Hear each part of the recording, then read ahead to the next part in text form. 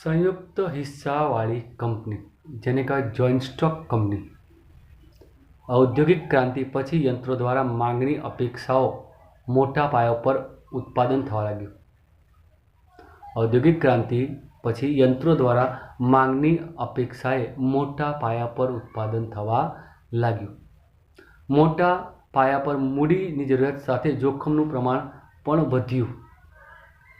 આ પરિસ્થિતિમાં ધંધાકીય વ્યવસ્થાના સ્વરૂપ તરીકે વૈયક્તિક માલિકી ભાગીદારી પેઢી અનુકૂળ ન આવે તે સ્વાભાવિક છે. વૈયક્તિક માલિકી અને ભાગીદારી પેઢીની મુખ્ય મર્યાદા અમર્યાદિત જવાબદારી, મૂડીની મર્યાદા, ટૂંકું આયુષ્ય વગેરે હતી.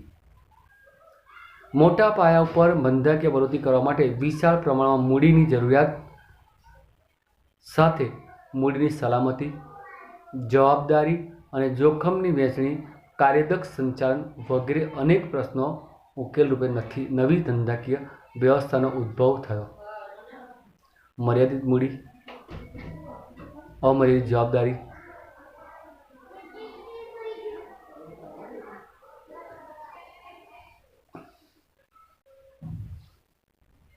ઘણા બધા પ્રશ્નો હોવાથી મૂડીની જરૂરત વધુ પડી, ઉત્પાદન વધુ કરવાનું શક્ય કરવું પડ્યું એવું હતું.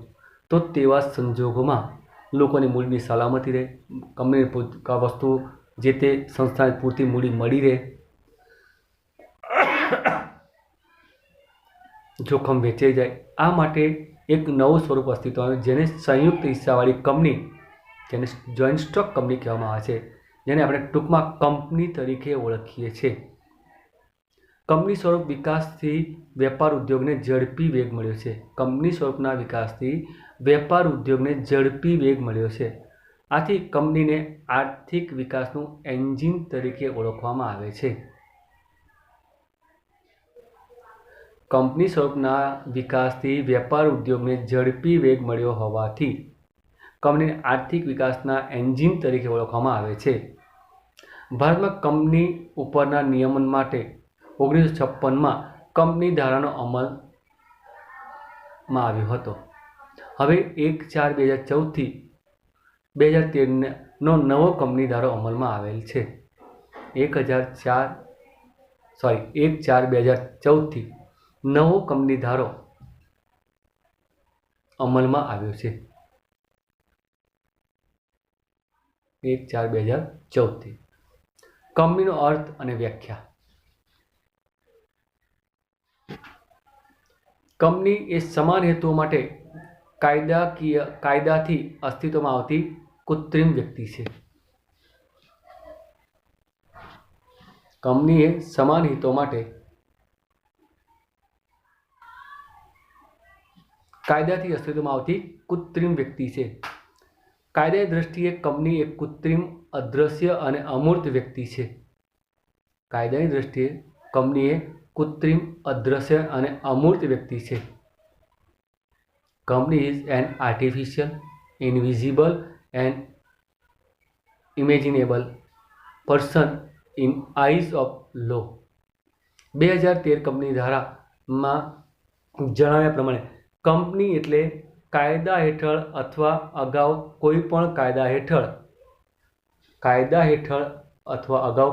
કાયદા હેઠળ સ્થપાયેલ કંપની.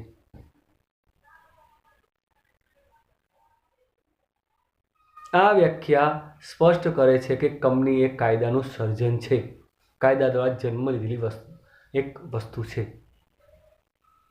લાક્ષણિકતાઓ. કાયદેસરનું વ્યક્તિત્વ. કંપનીની નોંધણી થતાં કંપની અલગ કાનૂની વ્યક્તિત્વ મળે છે. કંપની પોતાના નામથી કોર્ટમાં દાવો માંડી શકે છે, કરાર કરી શકે છે અને કંપની સામે કાયદેસર કાર્યવાહી થઈ શકે છે. કંપની પોતાના નામથી કોર્ટમાં દાવો માંડી શકે છે, કરાર કરી શકે છે અને કંપની સામે કાયદેસરની કાર્યવાહી થઈ શકે છે.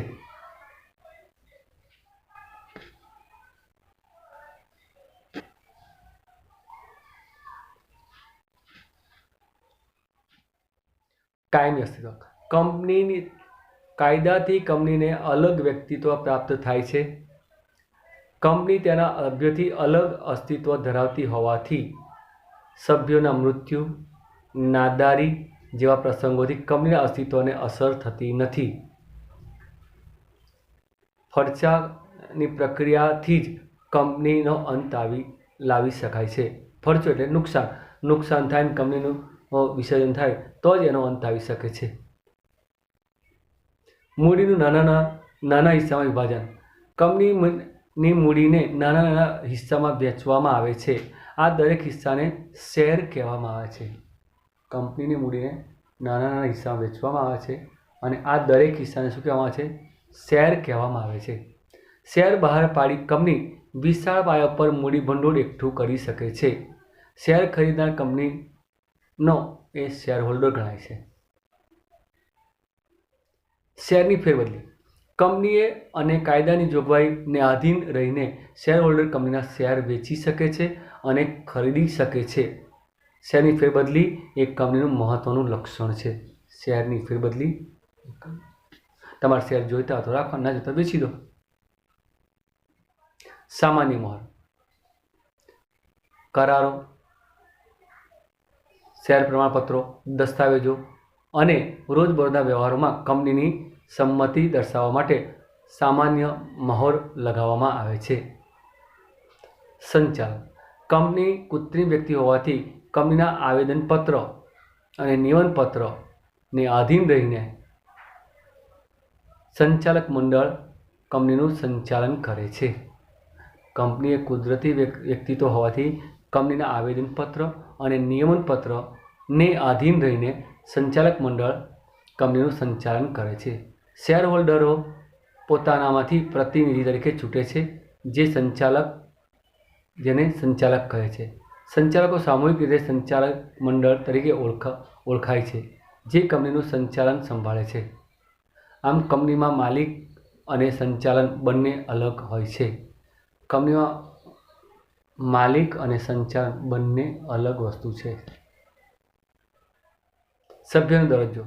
કંપનીમાં સંચાલન અને માલિકી અલગ હોવાથી ઉપરોક્ત કંપનીને અલગ કાનૂની કૃત્રિમ વ્યક્તિત્વ પ્રાપ્ત થતું હોવાથી કોઈ સભ્ય કંપની વતી કરાર કરી શકશે નહીં કે સભ્યના કોઈ કૃત્યથી કંપનીના બંધનકર્તા બની શકશે નહીં, પરંતુ સભ્ય કંપની સાથે કરાર કરી શકે છે. સભ્ય સંખ્યા. ખાનગી કંપનીમાં ઓછામાં ઓછા 2 અને વધુમાં વધુ 200 સભ્યો હોય બની શકે. જાહેર કંપનીમાં ઓછામાં ઓછા 7 સભ્યો. જાહેર કંપની હોય તેમાં ઓછામાં ઓછા 7 સભ્યો, પરંતુ વધુમાં વધુ સભ્યોની કોઈ નિયંત્રણથી ગમે એટલા સભ્યો હોઈ શકે. સભ્યોની જવાબદારી. સભ્યોની જવાબદારી મર્યાદિત કે અમર્યાદિત હોઈ શકે. શેરથી મર્યાદિત જવાબદારીવાળી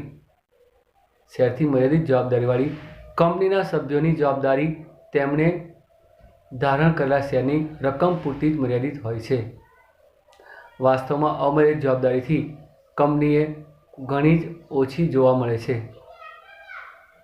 અમર્યાદિત જવાબદારી કંપની બહુ જ ઓછી જોવા મળે છે. સભ્યોની જવાબદારી મર્યાદિત છે કે અમર્યાદિત તે કંપનીના આવેદનપત્રમાં જણાવવામાં આવે છે. સભ્યોની જવાબદારી મર્યાદિત છે કે અમર્યાદિત તે કંપનીના આવેદનપત્રમાં દર્શાવેલું હોય છે. મૂળભૂત અધિકારો. કાયદાથી કંપનીને અલગ કાનૂની અસ્તિત્વ મળે છે, પરંતુ કંપની દેશની નાગરિક નથી. કંપની નોંધણી થાય એટલે અલગ અસ્તિત્વ મળે છે, પણ કંપની દેશનો નાગરિક નથી. તેથી નાગરિકને પ્રાપ્ય તેવા મૂળભૂત અધિકારો કંપનીને મળતા નથી. શેરદીઠ મતાધિકાર. કંપનીના સભ્યોને તેમના પાસે જેટલી સંખ્યામાં શેર ધરાવતા હોય તેટલા મત આપી શકે છે. શેરની સરળ ફેરબદલી અને શેરદીઠ મત અને કંપનીની આગવી લાક્ષણિકતાઓ છે. કંપનીના ફાયદાની વાત કરીએ આપણે.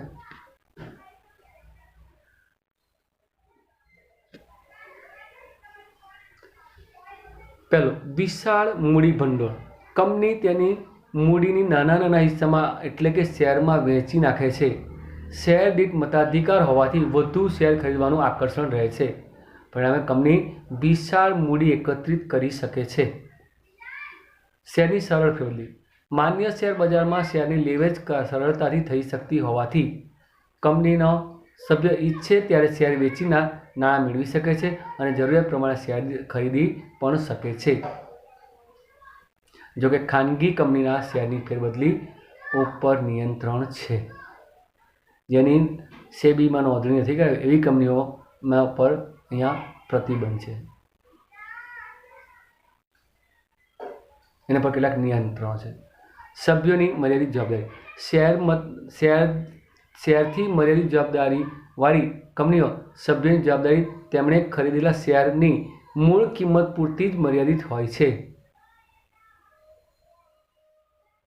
કંપની ફડચામાં જાય એટલે નુકસાનમાં જાય કે કંપનીનું વિસર્જન થાય તો તેવા સંજોગોમાં તેમણે શેરની મૂળ કિંમત કરતાં વધારે નાણાં ચૂકવવાનો રહેતા નથી. અલગ વ્યક્તિત્વ અને લાંબુ આયુષ્ય.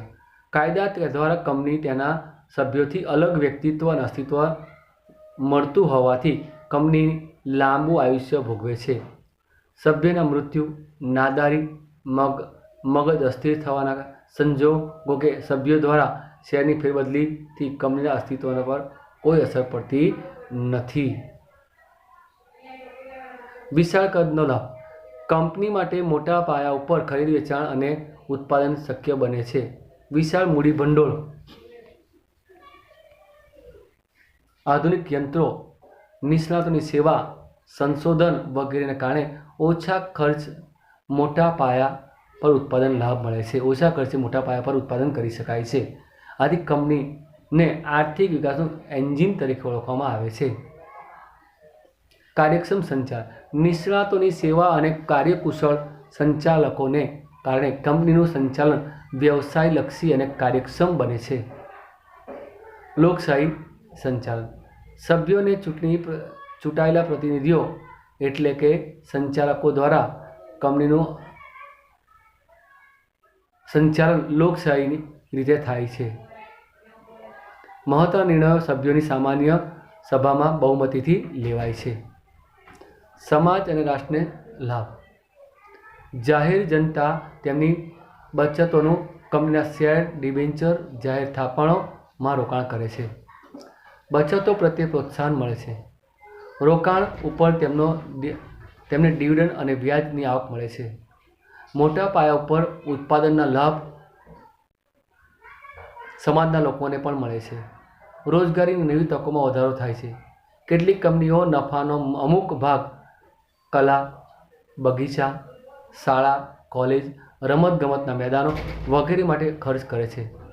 કર્મચારીઓને પણ સ્વેચ્છાએ અનેક સુવિધાઓ પૂરી પાડે છે. કંપનીઓ કરવેરા દ્વારા કરોડો રૂપિયા સરકારને ચૂકવે છે. આ રકમ દેશના વિકાસ પાછળ વપરાય છે.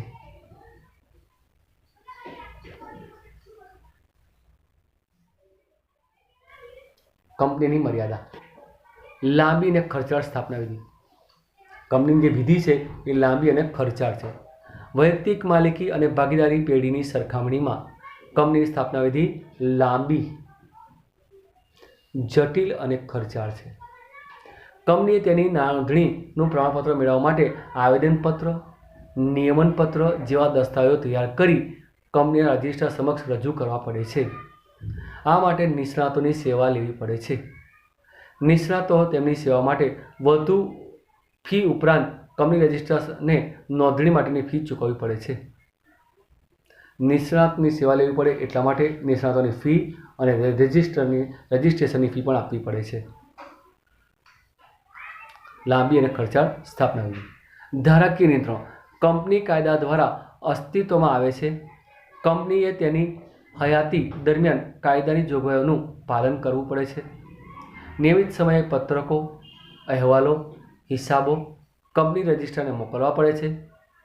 સેબી એટલે કે securities and exchange board of ઇન્ડિયાની કેટલીક જોગવાઈઓનું પાલન કરવું પડે છે. વહીવટી ખર્ચમાં વધારો. નિષ્ણાતોને ઊંચી ફી, વિશિષ્ટ અધિકારીઓને આકર્ષક પગાર, સંશોધન પાછળ થતું ખર્ચ, કંપનીનો વહીવટી ખર્ચ વધે છે. આખુતશાહી, સભ્યોને કાયદા દ્વારા ઘણા બધા હકો આપવામાં આવ્યા હોવા છતાં તેઓ કંપનીમાં માત્ર નામની જ સત્તા ભોગવે છે. શેર દીઠ મતાધિકાર હોવાને કારણે કેટલીક વ્યક્તિઓ જૂથ રચી સંચાલન પર કાબૂ મેળવે છે અને પોતાની ઈચ્છાઓનો જ અમલ થાય છે. કંપનીના નાણાં, મિલકતો અને ખાનગી મિલકતોનો પોતાના અંગત હિત અને સ્વાર્થ માટે ઉપયોગ કરે છે. આવું પણ બની શકે.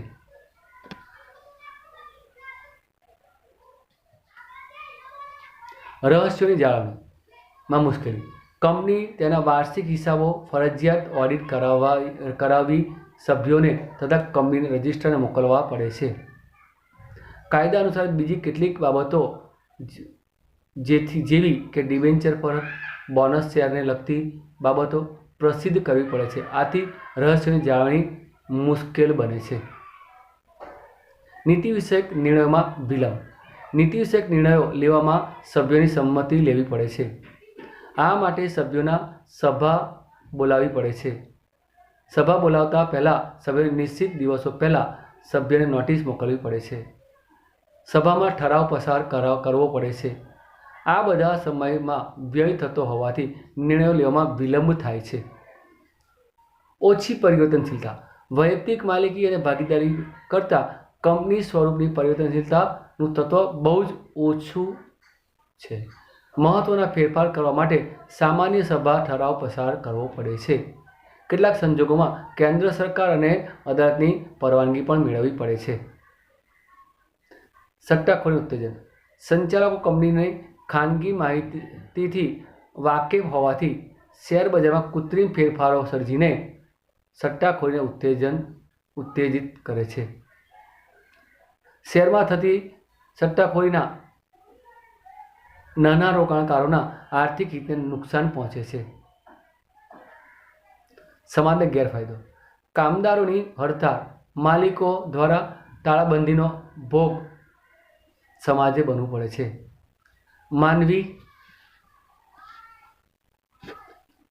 માનવી કરતાં મૂડીનું મહત્વ હોવાથી ઇજારાશાહીનું દૂષણ પ્રવેશે છે.